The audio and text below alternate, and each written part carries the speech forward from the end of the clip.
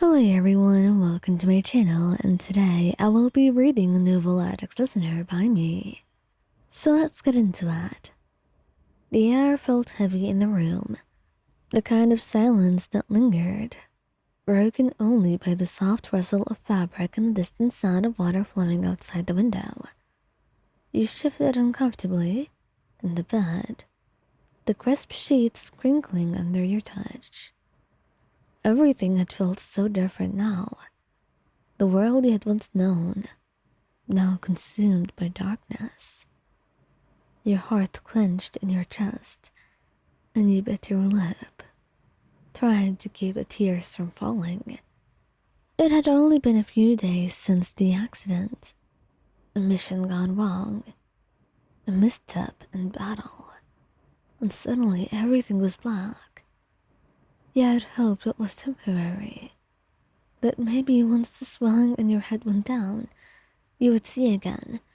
Or maybe it was the effect of a vision, or a curse, or anything. But each passing day made that hope fade, and the fear grew stronger. That this was a permanent situation. A soft knock at the door pulled you from your thoughts, and you already knew who it was. "Come in," you called, your voice steady and quiet. A Neuvillette's familiar presence filled the room as you stepped inside. Even without your sight, you could always sense when he was near. The air shifting subtly, and you could feel his elemental energy in the room. Not to mention the unique sound of his heels that you have now memorized. "Sweetheart." His voice was soft, laced with concern. He approached the bed slowly, sitting down beside you, his hand finding yours immediately. The warmth of his touch grounded you, even as the pain and frustration of your situation welled up inside.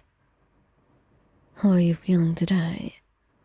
he asked gently, his thumb rubbing soothing circles on the back of your hand. You swallowed hard, trying to keep the tears at bay.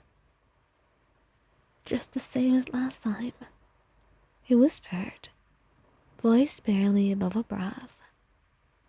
I can't see anything." Neuvillette's grip on your hand tightened, being the only sign of the tension he held beneath his calm exterior. You could imagine the look on his face, the way his normally composed expression would falter, ever so slightly, when he was worried. "I know, and I'm so sorry. I wish I could do anything about it," he murmured, his voice thick with unspoken sorrow. He had not felt this powerless in long, and he knew that no matter how much power he had, even as the dragon sovereign of Hydro, he could not change this. You shook your head, trying to smile even though it felt hollow. "It's not your fault. It was just an accident." The silence between you for a moment was a little bit too much. The weight of everything pressing down, and you could not hold it back anymore, as you just felt like you wanted to cry.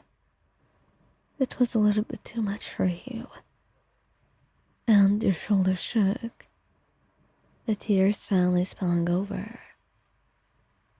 "I don't know what I'm going to do, Neuvillette," you sobbed, burying your face in your hands. "I don't know how to live like this. I'm scared." And without hesitation, he pulled you into his arms, cradling you against his chest. His embrace was firm, yet gentle, the kind of comfort you desperately needed in that moment. He pressed a soft kiss to the top of your head, whispering reassurances into your hair. "I'm right here, and I'm not going anywhere. We'll figure this out. I promise. He said, his voice steady and soothing, and you leaned into him, feeling his heartbeat against your cheek, the rhythmic thud grounding you. His hand stroked your back, his touch gentle and careful as if afraid you might break under the weight of your emotions. I feel so useless now. I can't do anything for myself. I don't know how. I don't want to be a burden for you. He pulled back slightly, cupping your face in his hands. Even though you couldn't see him, you could feel the intensity of his gaze. The way his eyes, so full of love, were locked onto you. You're not a burden. You could never be a burden to me. Do you understand? I love you, and we will get through this together. His words were like a balm to your soul, easing the ache in your heart. He reached up, your fingers tracing the outline of his face, memorizing the contours that you could not see anymore. You already had them imprinted into memory, but now, with your hand tracing every dip and curve of his face, it was a lot more different. Thank you, really, Neuvillette. And he smiled softly. Though you could not see it, you could feel it in the way his thumb gently stroked your cheek, and the smile on his voice when he talked. You will not have to find out. I'm right here, and I'll stay right by your side. I promise you, and you can trust me to keep my promises. The sincerity in his voice brought fresh tears to your eyes, but this time, they were not tears of fears, of frustration. They were tears of gratitude, of love. And you wrapped your arms around his neck, pulling him closer and feeling his warmth envelop you. I love you. He pressed a tender kiss to your temple, his lips lingering there for a moment before he spoke. And I love you, more than words can express. And you trusted him, every single word he said. And Neuvillette promised himself that if he stayed like this, that at the very least, he'll make sure to be your eyes, if that's what you need him to be.